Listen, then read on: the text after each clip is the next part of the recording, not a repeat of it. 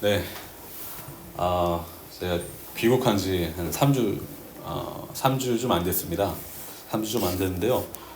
우리 제 아내 외삼촌 우리 목사님께서 또 설교를 부탁하셔서 제가 한국에서 처음으로 설교를 하는 것입니다. 네, 네, 저는 미국에 9년 전에 갔었습니다. 가서 원래는 제가 전공이 원래는 색스폰 전공이었습니다. 그래서 음악 전공이었고요. 더 공부를 하러 미국에 갔었는데 그곳에서 또 하나님께서 복음에 대한 또 열정을 또 제게 더 심겨주셨고 또 말씀 공부에 대한 저의 마음을 심겨주셨습니다. 그래서 저는 LA 가서 그 존 메가노 목사님이라는 분이 계신데요. 그 분이 총장으로 계셨던 그 학교에 가서 한 5년간 공부를 하고요.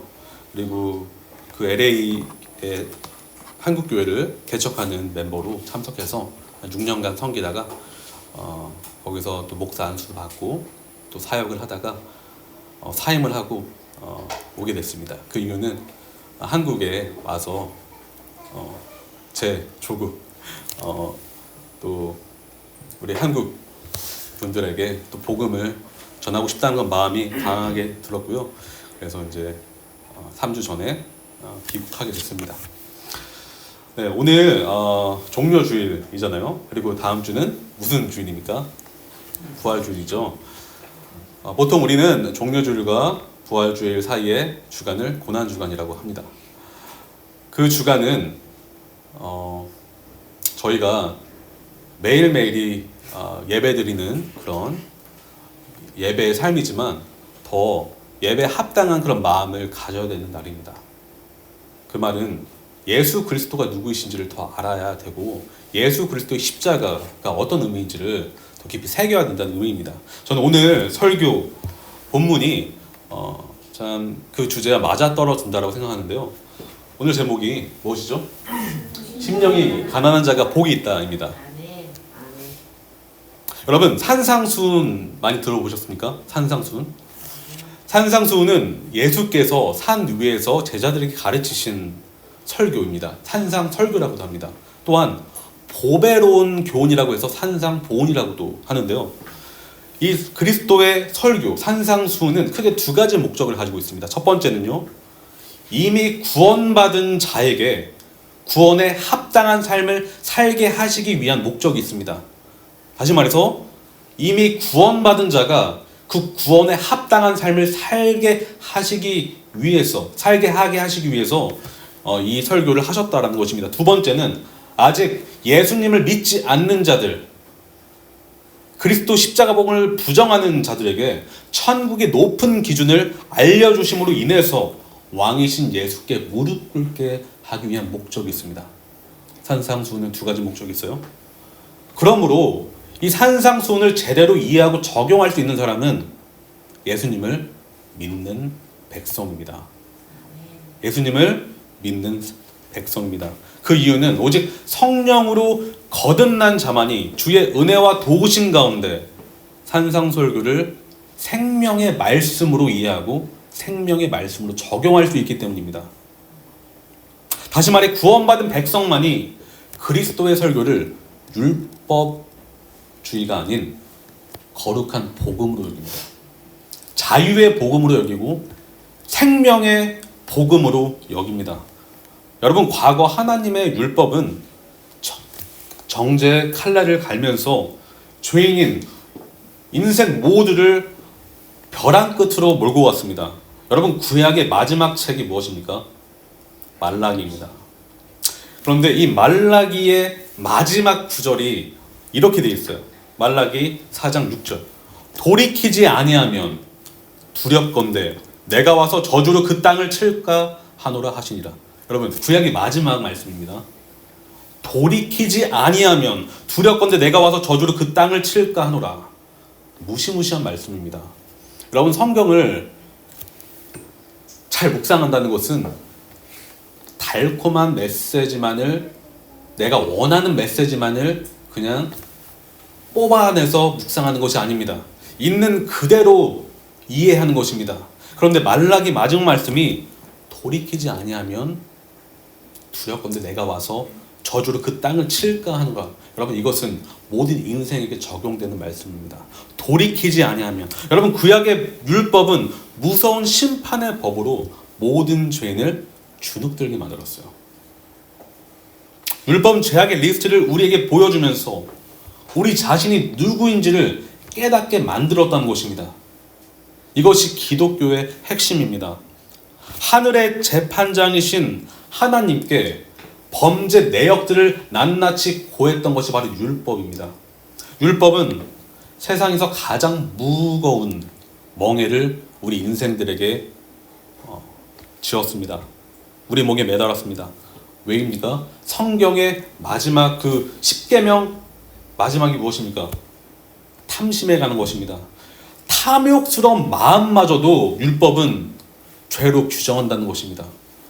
행위가 아니라 우리 마음의 상태를 가지고 율법은 죄로 규정한다는 것입니다. 그것이 바로 기독교의 기준입니다. 세상 종교와 기독교와 다른 이유가 바로 마음을 감찰하시는 하나님, 그 하나님의 기준이 그토록 높기 때문에 기독교는 세상 종교와 다른 것입니다. 하지만 반전이 일어났습니다. 신약의 첫 번째 책인 마태복음은 저주의 선포를 소망의 메시지로 바꿔놓았습니다. 이를 증명이라도 하듯 천국 복음의 주인 예수께서는 이렇게 복음을 선포하십니다. 회개하라, 천국이 가까이 왔나니. 마태복음 4장 23절, 예수께서 온 갈릴리에 두루 다니사 그들의 회당에서 가르치시며 천국 복음을 전파하셨습니다. 하지만 예수님은요, 입술로만 복음을 선포하신 분이 아니십니다. 말로만 하신 분이 아니십니다. 그분은 인생을 다 바쳐서 복음의 약속을 성취하셨습니다.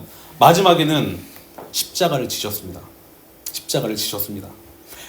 예수께서 메시아이신 이유는 타 종교의 구세주라고 주장하는 자들과 다른 이유는 예수님은 십자가를 지시고 부활하셨기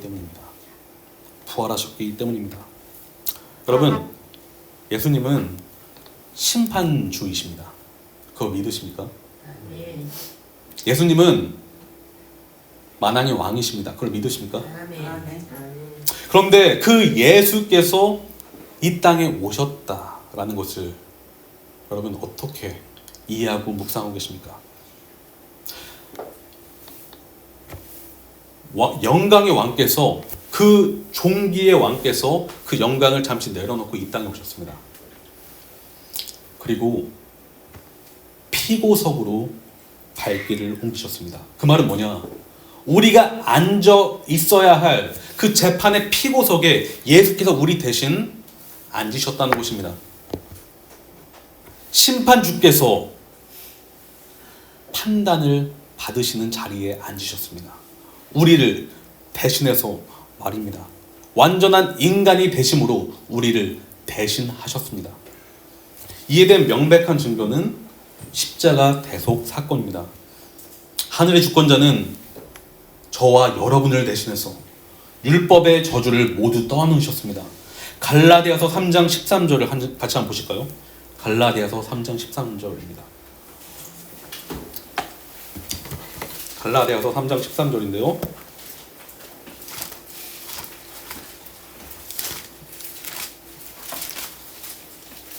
(3장 13절입니다)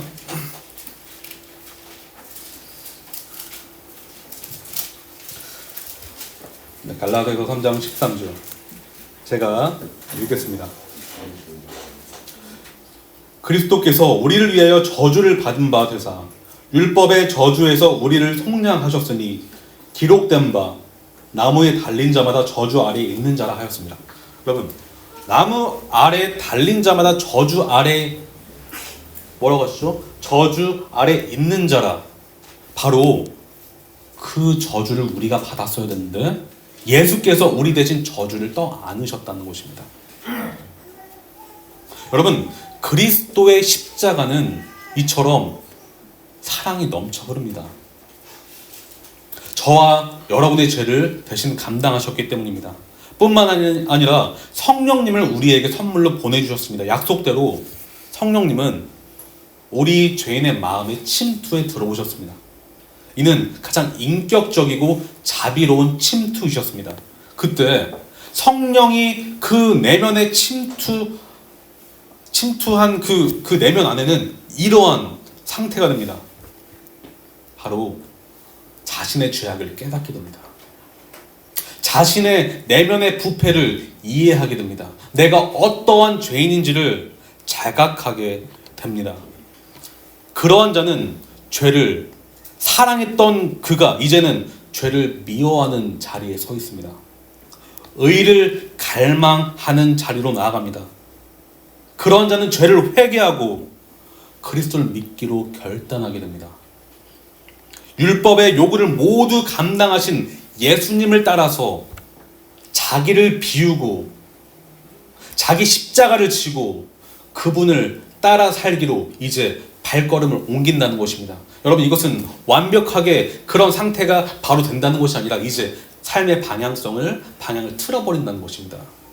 죄가 아닌 의의 주인을 따라서 살기로 결단 내린다는 것입니다. 그것이 기독교입니다. 그것이 기독교입니다.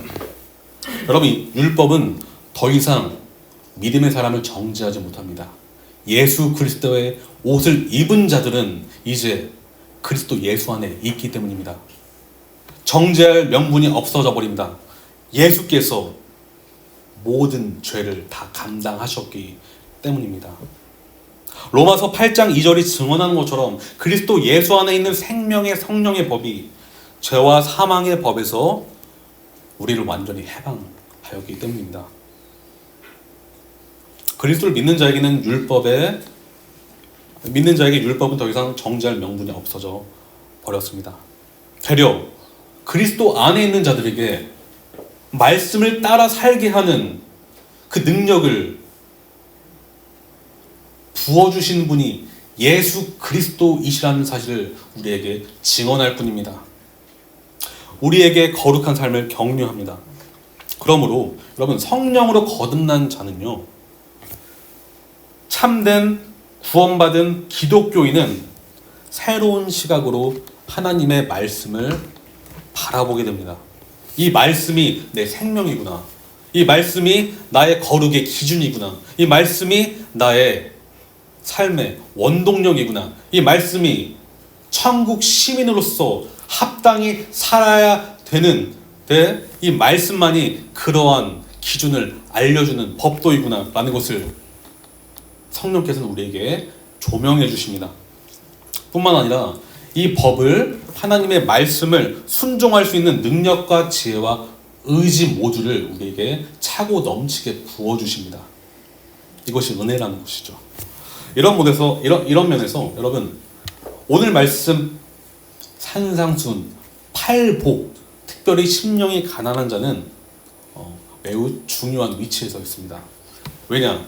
예수께서 말씀하신 첫 번째 가르침이 바로 심령이 가난한 자이기 때문입니다. 기독교의 핵심은 외적인 변화가 아니라 내면의 변화입니다.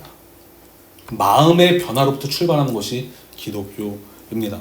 팔복의 행복은, 기쁨은 객관적인 진리로 말미암은 내적인 행복입니다. 여러분, 오늘 특별히 심령이 가난한 자에 대해서 살펴보겠는데, 다시 한번 우리 말씀을 한번 볼까요? 마태복음 5장 3절입니다. 마태복음 5장 3절. 마태복음 5장 3절. 다 같이 한 목소리로 한번 읽어보겠습니다. 심령이 가난한 자는 복이 있나니 천국이 그들의 것이며. 다시 한번 읽어볼까요? 심령이 가난한 자는 복이 있나니 천국이 그들의 것이며. 여러분, 예수님이 이렇게 말씀하고 계십니다. 하나님이 은혜를 부어주신 자는 심령이 가난하게 되는데 그가 복이 있는 이유는 천국이 이제 그의 것이기 때문이다. 오늘 이 한 구절 제가 강의할 것입니다. 다각도로 한번 살펴볼 것인데요. 근데 이 말씀이 무슨 뜻일까요? 우리는 알고는 있습니다. 들어왔습니다. 오늘 좀 더 또 구체적으로 한번 살펴보길 원합니다. 우리는 이 말씀을 잘 이해하기 위해서 가난에 대해서 한번 잘 살펴봐야 돼요. 가난이 무슨 뜻인가? 가난.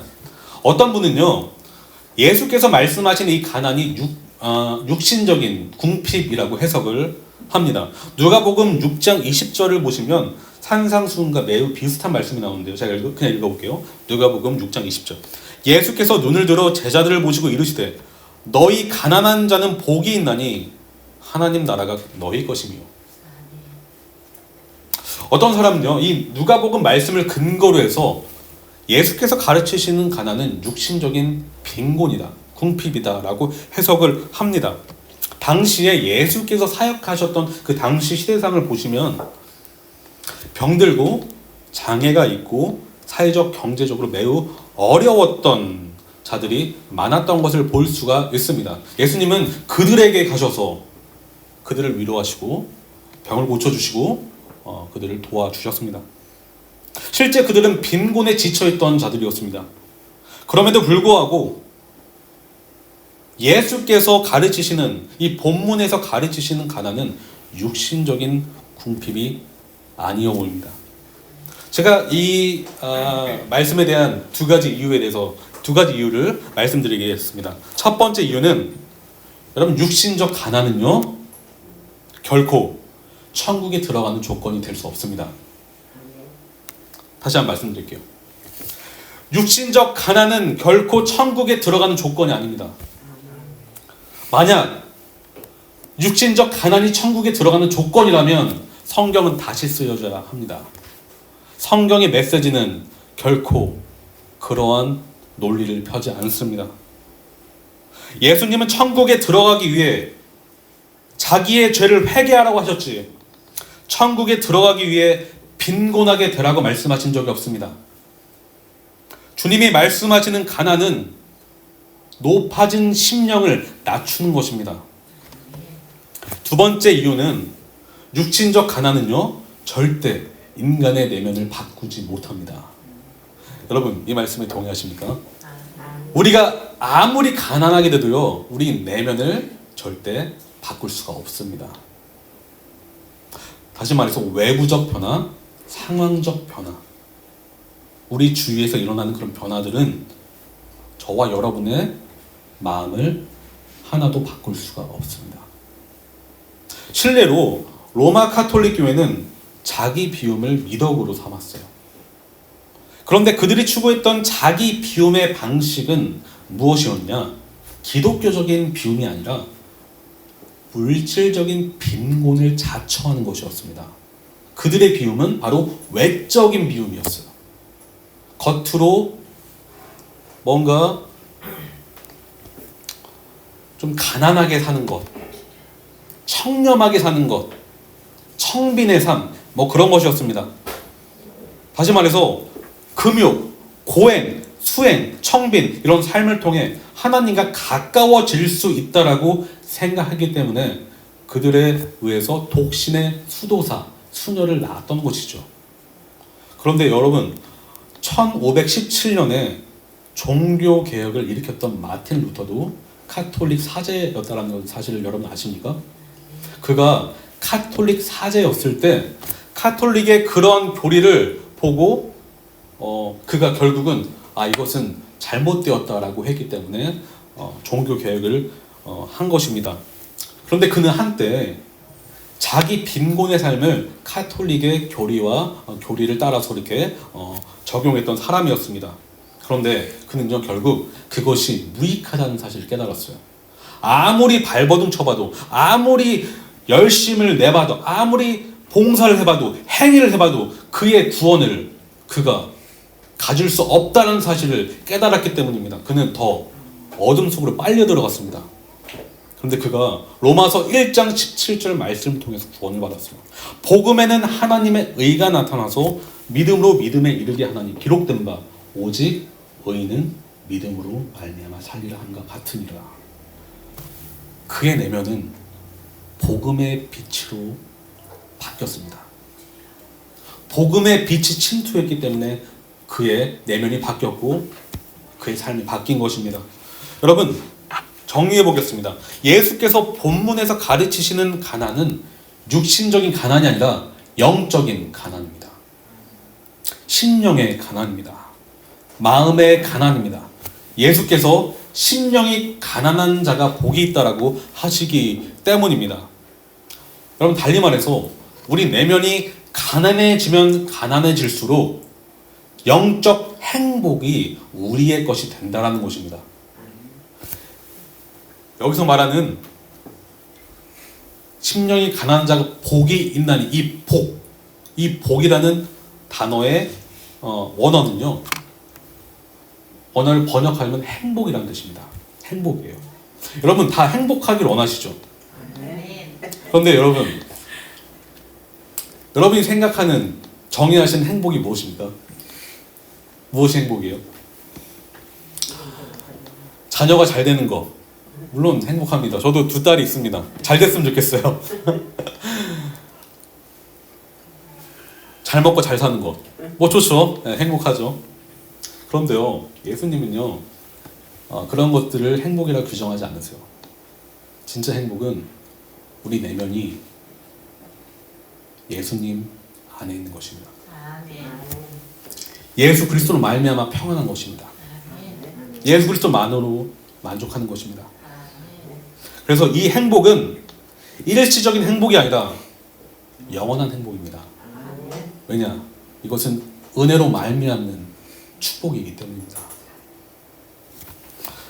여러분, 가난이라는 단어를 좀 더 살펴보겠습니다. 점점 들어가 볼게요.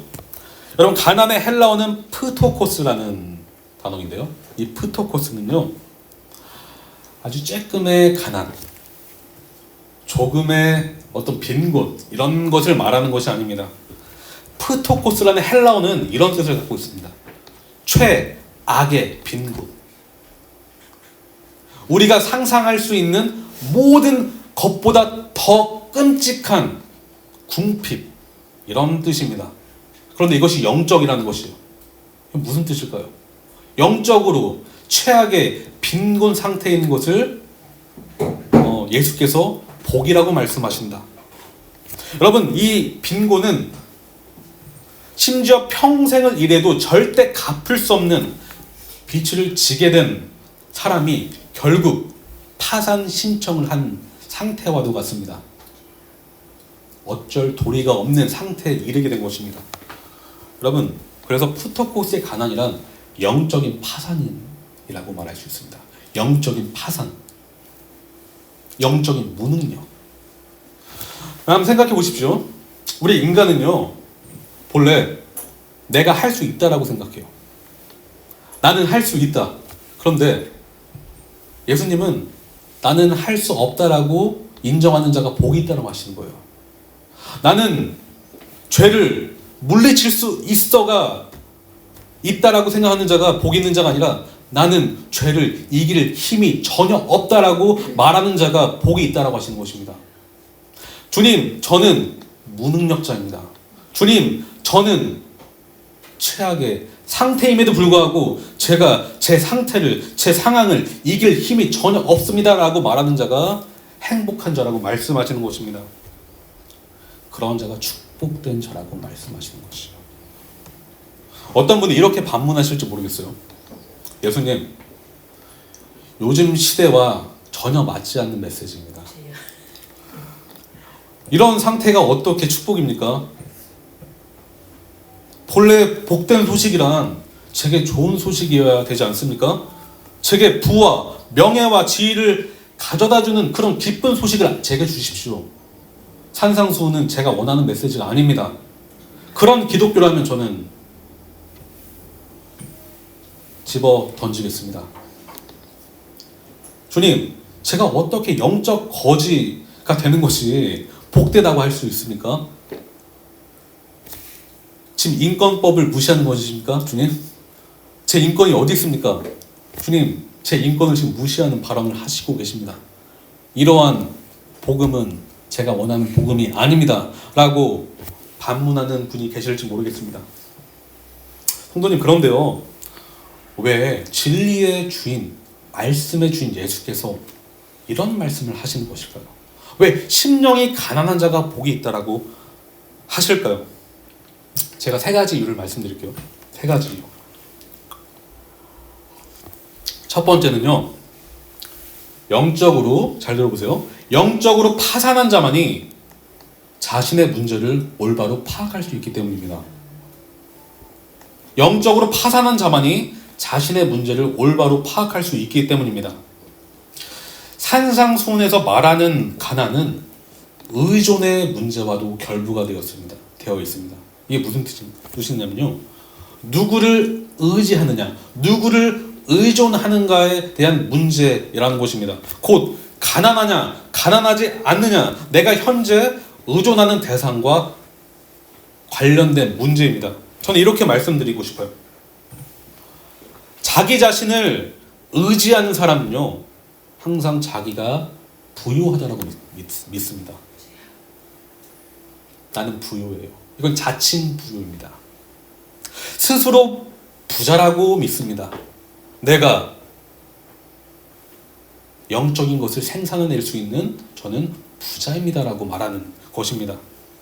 이러한 자의 내면은 그런데 반대로 탐욕과 욕심으로 가득 차 있습니다. 욕망으로 가득 차 있습니다. 왜냐? 그는 교만의 노예이기 때문입니다.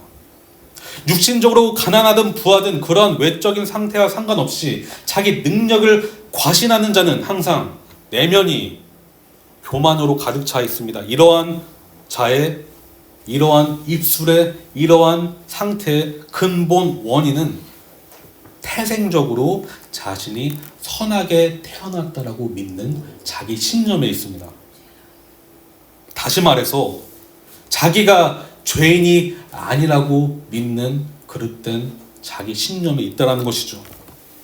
이런 자의 특징은요, 의지하지 말아야 할 대상을 의존하는 특징을 갖고 있어요.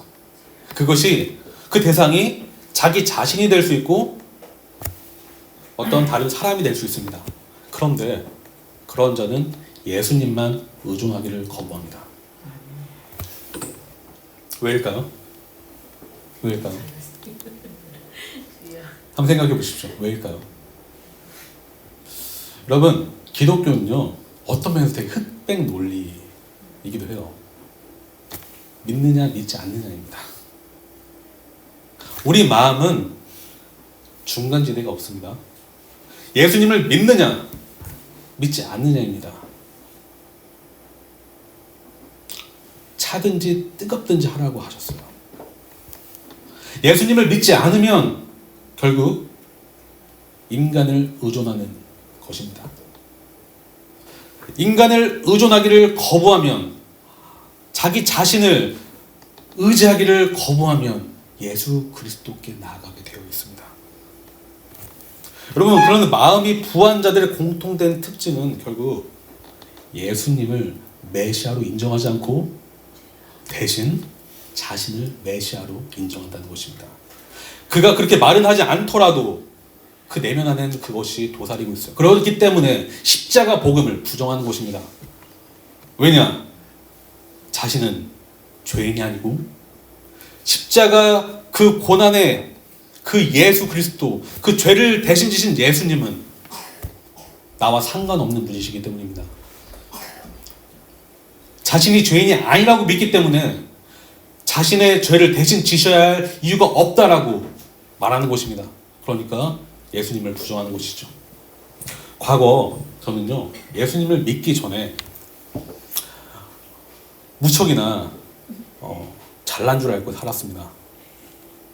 물론 지금도 그런 교만이 제 안에 도사리고 있다는 것을 고백하지 아니할 수가 없습니다.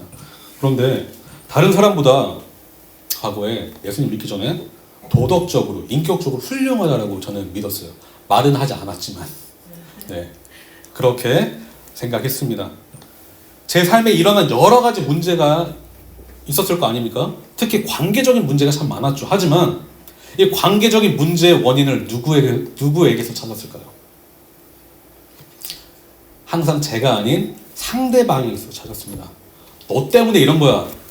너 때문에 내가 이런 거야. 너 때문에 내가 이렇게 화를 내는 거야. 너 때문에 내가 이렇게 짜증내는 거야. 나는 죄인이 아니야. 네가 죄인이야. 왜 이랬을까요? 저는 제가 의롭다라고 믿었습니다. 의롭다라고 생각했습니다. 바리새인이 누굽니까? 자칭 의롭다고 믿는 자들 바리새인이라고 하죠. 저는 저를 죄인으로 규정하지 않았습니다. 입술로는 전 죄인이죠 라고 말을 했지만 진짜 죄인으로 믿지 않았다는 것입니다. 그 기독교가 정의하는 죄인, 그 십자가에 달리신 예수 그리스도를 믿는 믿음과 결부된 그 죄인으로 규정하는 그러한 것이 아니라 그냥 입술로만 전 죄인이죠 라고 했다는 것입니다. 제가 예수님을 믿지 않았던 이유는 간단합니다. 정리하자면 저는 죄인이라고 생각하지 않았습니다. 저는 다윗의 다음 고백을 부정했던 사람입니다. 시편 51편 5절인데요. 제가 읽겠습니다. 다윗은 말해요. 이건 밧세바와 간통을 하고 나단 선지자가 꾸짖은 다음에 그가 회개하면서 통회하면서 고백한 시편입니다. 그가 말해요. 내가 죄악 중에서 출생하였으며 어머니가 죄 중에서 나를 잉태하였나이다. 저는 다윗의 심령을 전혀 갖지 않았었습니다. 그러므로 구원자의 필요성을 느끼지 않았던 것입니다. 그리스도의 십자가 필요성을 느낄 수 없었던 것입니다. 여러분, 하지만 안타까운 사실이 무엇인 줄 아십니까? 모든 인생들은 자신의 죄를 깨달을 능력이 전혀 없다는 것입니다. 여러분, 왜 우리가 은혜가 필요합니까? 왜 기독교가 은혜의 종교입니까? 왜 예수께서 영적 무능력 상태를 깨달아야 한다고 말씀하십니까? 우리에게는 죄인됨의 정체성을 깨달을 능력조차도 없기 때문에 그런 것입니다. 우리 스스로는 죄를 인지할 수 있는 능력이, 지혜가, 의지 전혀 없습니다. 그래서 우리는 주님의 은혜가 필요한 것입니다. 우리는 십자가 은혜가 절대적으로 필요합니다. 성령님의 도우심이 필요합니다. 성령님의 조명하심이 필요합니다. 그런데 성령께서 복음의 은혜를 부어주신 자는 그 가려졌던 어둠의 장막이 눈에서 걷어집니다. 그리고 자기 내면의 현주소를 깨닫게 됩니다. 동시에 자신을 온전히 신뢰했던 스스로에게 배신감을 느끼게 돼요. 왜 내가 나를 의지했지? 왜 내가 나를 신뢰했지? 신뢰할 대상이 아닌 나를 왜, 사랑하지 말았어야 될 나를 왜 그토록 사랑했지?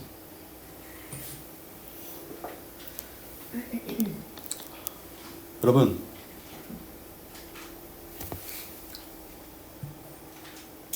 그런 자가 복이 있습니다. 그런 자가 복이 있습니다. 성령께서 죄의 문제를 해결할 수 있는 지혜와 능력이 저와 여러분에게 전혀 없다는 사실을 자각하게 만드셨을 때 우리는 이제 시작하게 됩니다. 기독교가 그때 시작합니다. 진짜 그때 시작하는 것입니다. 여러분, 그때 자기 신뢰가 무너지지만 그것이 우리에게는 복이라는 것입니다. 자기 신뢰가 무너진 자가 복된 자입니다. 복 받은 자입니다. 자기 신뢰에 금이 간 사람만이 본래 의존해야만 했던 예수 그리스도를 붙잡게 되어 있기 때문입니다. 자기 신뢰가 무너진 자는 복음의 귀를 열게 되어 있습니다. 심령이 가난한 자가 복이 있는 두 번째 이유는 이러한 자만이 예수님을 만날 수 있기 때문입니다. 여러분, 자신이 하나님께 무언가 해드릴 수 있다라고 굳게 믿는 사람일수록 복음을 율법주의로 해석합니다. 이게 무슨 뜻일까요? 그래서 종교주의적 열심, 행위, 봉사를 그리스도 십자가의 은혜로 둔갑시킵니다. 십자가에서 우리 죄를 대신 지시고 부활하신 그리스도 예수로만 구원에 이르는 복음이 아니라 자기 열심과 행위로 구원의 문에 도달하려고 발버둥치는 바리새인적인 그런 다른 복음, 거짓 복음을 가슴에 품습니다. 여러분, 바리새인 아까도 말씀드렸는데 누구입니까? 바리새인 누구예요? 성경 사복음서에 계속 등장하는 사람들이죠. 예수님께서 이들을 어떻게 비판하셨습니까? 그 사랑의 주님께서 그들을 독사에 라고 하셨죠. 가장 강하게 비판하셨습니다. 그 이유는 내면의 부패를 인정하지 아니하고 겉모습만을 화려하게 치장하여서 그들 스스로 거룩하다라고 주장했기 때문입니다. 또한 그러한 교리를 내세워서 다른 사람들을 지옥의 문으로 인도했기 때문입니다. 그래서 예수께서는 정신 차려라, 이 가련한 자들아 라고 말씀하신 것입니다. 그런데 여러분, 그런 바리새인이 설교하는 제가 될 수도 있고 여러분이 될 수도 있습니다. 바리새인과 같이 영적 파산 상태를 직면하기를 싫어하며 거짓된 복음으로 우리의 삶을 포장할 수 있다는 것입니다. 우리의 신앙을 그렇게 포장할 수 있다는 것입니다. 하지만 한번 생각해 보십시오. 여러분, 복음이 뭐라고 생각하십니까? 지금 우리는 복음을 알기 위해서 교회에 옵니다. 근데 여러분, 복음이 무엇입니까? 라고 누군가 물어보신다면 복음이 이것입니다 라고 담대하게 말씀하실 수 있습니까? 복음이 이겁니다. 여러분, 복음은 겉을 치장하는 것이 아니라 내면을 바꾸는 생명입니다. 복음은 우리 마음의 변화에 관심이 있습니다. 우리 마음의 변화에 관심이 있습니다. 우리 마음의 변화에 관심이 있습니다. 내면을 변화시켜서 겉을 바꾸는 것이 복음입니다. 겉을 바꿔서 내면을 바꾸는 것이 아니라 우리 내면을 변화시켜서 우리의 삶과 인격을 바꾸는 것입니다. 우리의 관계를 바꾸는 것입니다. 우리의 일터 안에서 무너졌던 관계들을 바꾸는데 그 시작은 우리 내면이라는 것입니다. 남편과 소원해진 관계, 아내와 소원해진 관계, 자녀들과 소원해진 관계는 여러분의 내면의 변화로부터 출발해야 합니다. 그것이 시작점이어야 한다라는 것입니다. 그래서 복음은 먼저 높아진 우리의 심령을 깨부셔서 낮춥니다. 그것이 복음입니다. 참된 복음은 십자가에서 자기 목숨을 버리시기까지 겸손의 본을 보이신 예수님과 같이 우리의 마음을 낮은 자리로 인도합니다. 그것이 복음입니다.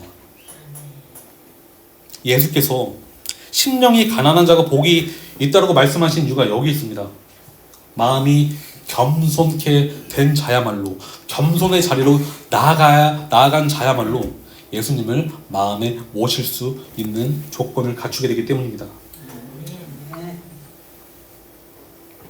여러분, 자신이 비천하다고 믿는 사람, 성령께서 그 진리를 깨닫게 해주시는 사람은 그 비천을 풍요로 채워주실 예수님을 간절히 바라봅니다.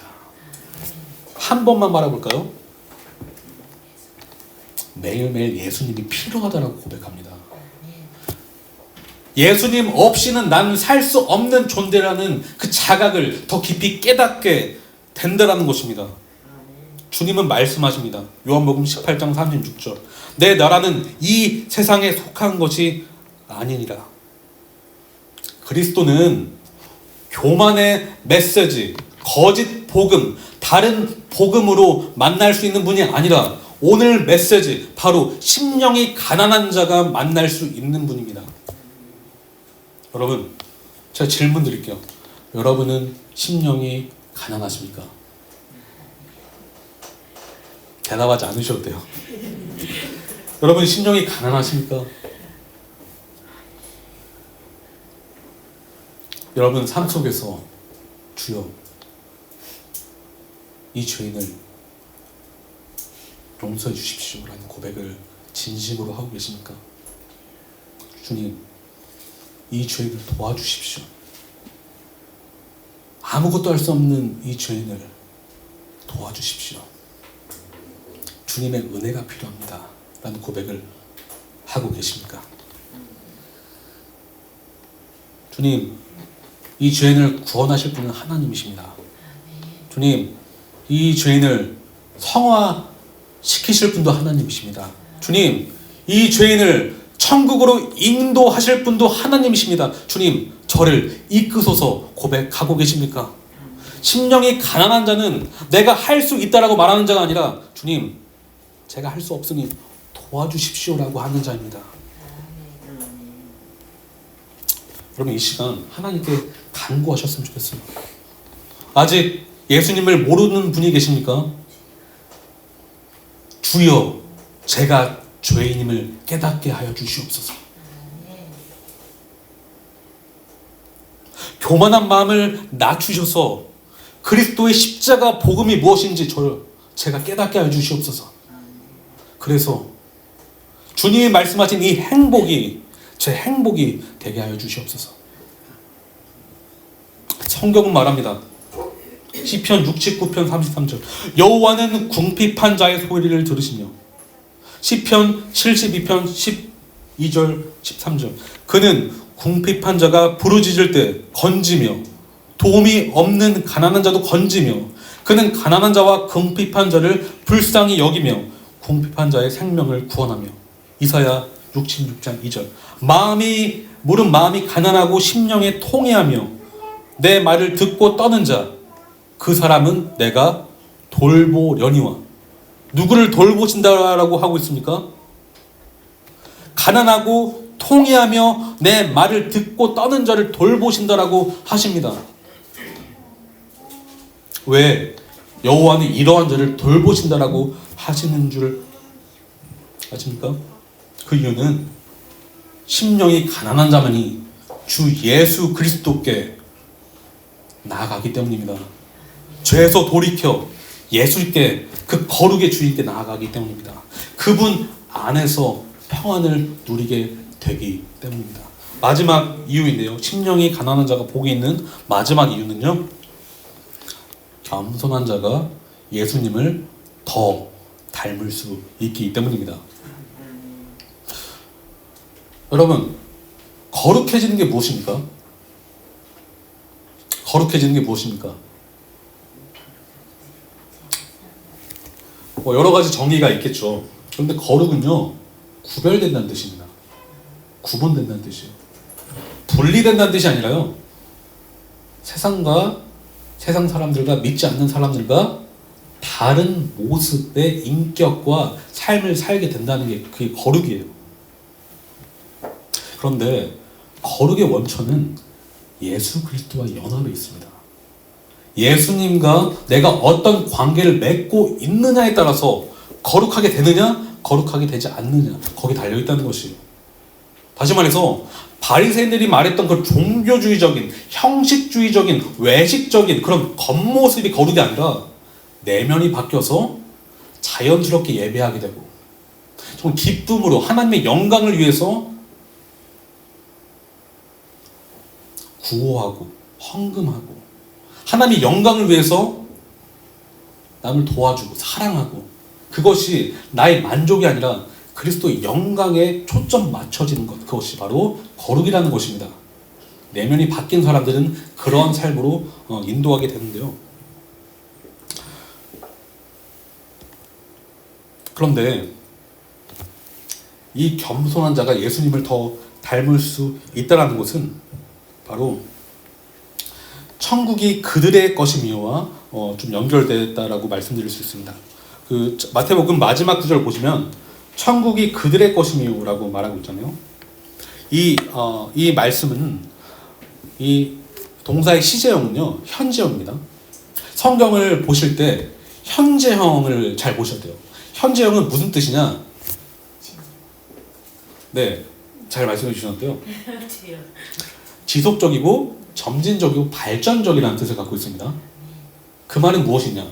천국이 그들의 것이며, 이것은 천국이 내 것이 됐으니까 끝이 아니라 천국 시민이 되었으니 이제 천국 시민의 합당한 삶으로, 합당한 인격으로 자라나간다는 뜻입니다.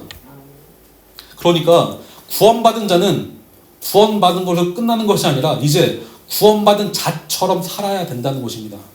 왜냐? 성령께서 그러한 지혜와 능력을 계속 부어주시기 때문에. 구원받은 자는 죄에 대해 더 민감해집니다. 진짜 성화는 죄를 더 이상 안 짓는 것이 아니라 죄에 대해서 더 깊은 자각을 하는 것입니다. 그래서 이제 죄는 덜 짓게 되지만 죄에 대한 민감성이 더 커지게 되기 때문에 하나님 앞에서 애통합니다. 회개합니다. 진짜 회개합니다. 그래서 주님, 죄를 짓기 싫습니다. 주님 도와주십시오. 이런 고백을 하게 된다는 것입니다. 그리고 또한 말씀을 더 알고자 하나님 앞에 나아가서 주님 알려주십시오. 성령님 알려주십시오. 제가 말씀을 알기를 원합니다. 기도로 주께 나아갑니다. 이것이 거룩한 자의 모습입니다. 그러므로 여러분, 기독교인의 삶이란 지속적으로 그리스도와 교제하는 것이며 그리스도와 같이 겸손한 삶으로 더 나아가는 삶이라고 말할 수 있겠습니다. 천국이 그들의 것이 된 자는 다시 말해 그리스도화 되려고 한다는 것입니다. 그리스도처럼 되려고 한다는 것입니다. 그리스도를 닮으려 한다는 것입니다. 어떻게요? 지속적으로, 점진적으로, 발전적으로. 그런데 약 2000년 전에 예수님의 산상수훈과는 반대되는 길을 걸었던 그런 교회가 있었습니다. 지금의 튀르키예, 터키였죠. 튀르키예 지역에 당시 소아시아 지역이라 불렸던 그 지역에 있던 라오디게아 교회가 그러했습니다. 여러분, 하나님은 이 라오디게아를 이렇게 평가하세요. 요한계시록 3장 17절 세 번역은 이렇게 말합니다. 너는 풍족하여 부족한 것이 조금도 없다고 하지만 실상 너는 내가 비참하고 불쌍하고 가난하고 눈이 멀고 벌거벗은 것을 알지 못한다. 이거 되게 무서운 말씀인데요. 어떻게 지금 말씀하시는 것이냐? 라오디게아 교회는 우리 교회 좋은 교회입니다. 우리 교회 자랑할 것이 많습니다. 우리 교회는 최고입니다. 우리 교회는 차별하겠습니다. 라고 주장했지만 실상은 뭐라고 말씀하세요? 벌거벗었다. 벌거벗었다. 너의 실상은 비참한, 가난한 그런 거지와도 같다. 존 스토트 목사님이라고 있습니다. 복음주의를 대표했던 목사님이시는데요. 그분의 말씀을 빌리자면 라오디게아 교회는 모든 기독교적 신앙에도 불구하고 전혀 기독교적이지 않았다라고 평가하고 있습니다. 되려 자기 만족에 빠진 피상적인 교회로서 영적인 눈이 멀고 벌거벗은 거지들로 구성되어 있었다. 여러분, 이 교회는 예수님을 말했지만 되려 예수님을 모욕하는 자리에 서 있었습니다.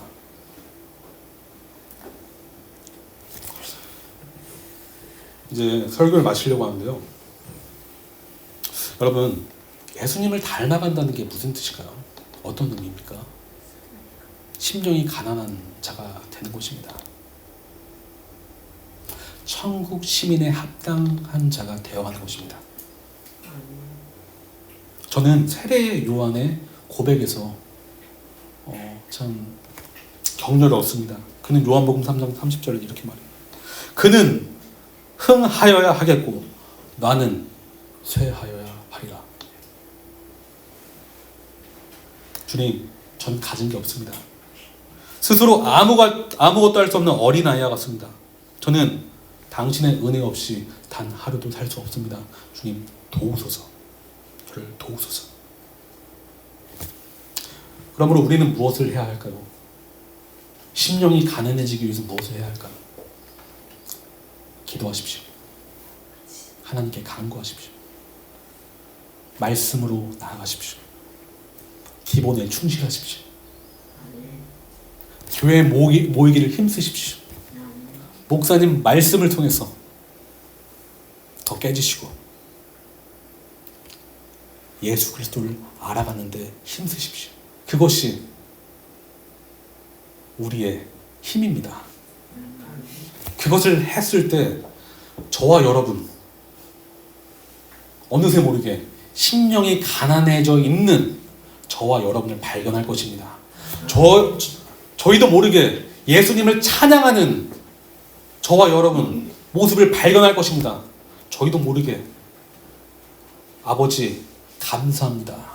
상황은 최악인데 우리 내면은 감사가 흘러 넘칠 것입니다. 기쁨이 흘러 넘칠 것입니다. 행복이 흘러 넘칠 것입니다. 기도하시겠습니다. 사랑의 주님 감사합니다. 오늘 심령이 가난한 자가 복이 있다라는 제목을 가지고 설교를 했습니다. 주님, 이 기독교의 역설을 어찌 저희 스스로 깨달을 수 있습니까? 우리가 주님을 믿는 것, 주님께 엎드리는 것, 주님을 찬양하는 것, 죄를 회개하는 것, 주께 용서해달라고 간구하는 것, 이 모든 것이 주님의 은혜입니다. 주님, 저와 우리 교회 성도님들 예수님을 계속 바라보게 해주시옵소서. 그 십자가 복음을 바라보게 해주시옵소서. 우리의 육신적인 눈이 아니라 영적인 시각으로 바라보게 하여 주시옵소서. 그래서 성령 안에서 아버지를 찬양하고 예수 그리스도를 높이는 삶을 감당하게 하여 주시옵소서. 예수님의 이름으로 기도합니다. 아멘.